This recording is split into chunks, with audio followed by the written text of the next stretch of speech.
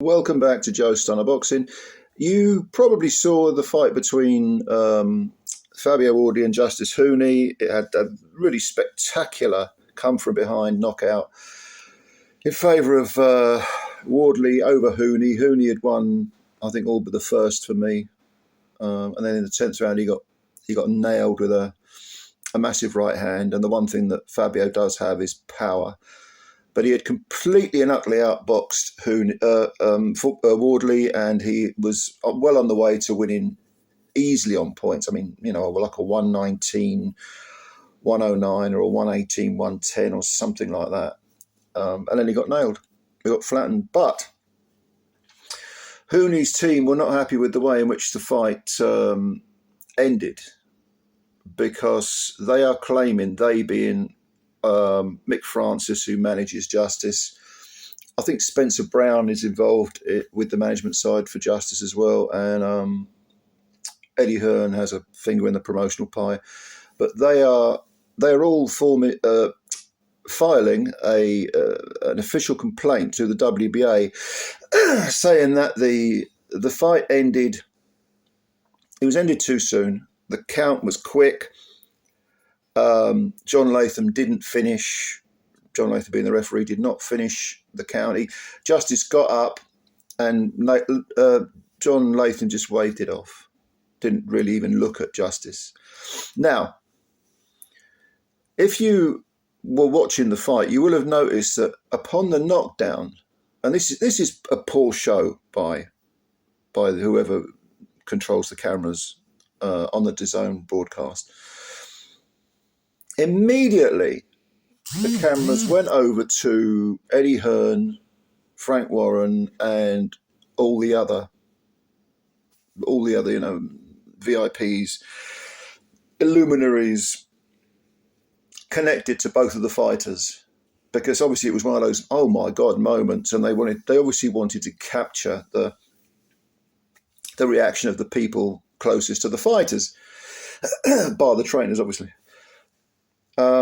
But this meant that we pretty much missed the count, and all we saw was like the final second where Latham waved it off as Justis had got to his feet.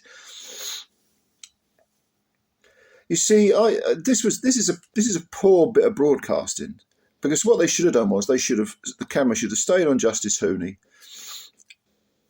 seen him stopped, and then they can play back any sort of reaction from Warren and Hearn and all the others. That's what they usually do in that sort of scenario. So we, the viewing public, were denied seeing the count, essentially. And to be honest with you, and I don't mean this in any way disparagingly towards Fabio Wardley, but I think the Aussie contingent have a pretty solid case that this was stopped too soon. Now, when I say too soon, I might be only talking a few seconds too soon, because Justis made it to his feet. The count was quite quick. I don't think the ref counted 10 before Justis got up. And then Justis, obviously you rise to the count of the referee. We've had this out so many times. Like, this was a slow count. Like, I don't know, Buster Douglas and Mike Tyson, for example, or if you go way back, Dempsey and Gene Tunney and all this sort of thing. It can be quick or it can be slow, but you rise to the referee's count. However, I think the mistake that was made was that the referee didn't wipe down Huni's gloves, take a look at him, step to me, step to the side, what they sometimes, they normally do. Because Huni, although he was poleaxed, he wasn't knocked out, to use Mickey Flanagan's expression. He was down and he got up. And I think after a performance like that, which was an exemplary boxing display, I mean, Huni showed levels that I'd never seen a sniff of beforehand. I thought Huni might be a problem for a couple of rounds and then Fabio would overwhelm him, but Huni boxed brilliantly, absolutely brilliantly. Yeah, he deserved better, I think. Now, is this complaint going to go anywhere? Absolutely not. They won't change anything. And do you seriously think that Warren is going to allow, Fabio anywhere near Justis Huni again. Not a chance. Because to be honest with you, Fabio got out of jail. Now, I don't like this word lucky, all right? Fabio Wardley threw a punch aimed at an opponent, okay? And it landed flush. And it had meat on it. He had the intention of trying to hurt, maybe, or knock down or knock out his opponent. There's nothing lucky about that. You know, just because he lands... I mean, you telling me that every single knockout punch is lucky? You know, just because the other guy happens to be winning? It's a nonsensical argument. I hate the word lucky used in... lucky would be if Justis was winning every minute of every round and then he tripped over his bootlace and knocked himself out. That would be fucking unlucky, you know.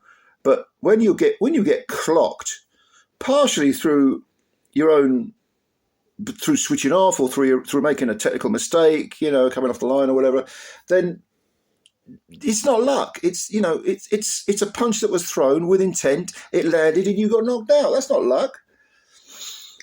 But having said that, I got a feel for Justis because this, like I say, it was a terrific performance by him. And in fairness, even though this appeal ain't going to go anywhere, his stock has absolutely risen now. And not just because of his excellent performance in the ring, but because even though he was beaten, he kind of... Did he expose Wardley? I wouldn't say exposing, because I mean, I never thought Fabio Wardley was going to be a world beater. There were always technical limitations there with Fabio. How could there not be?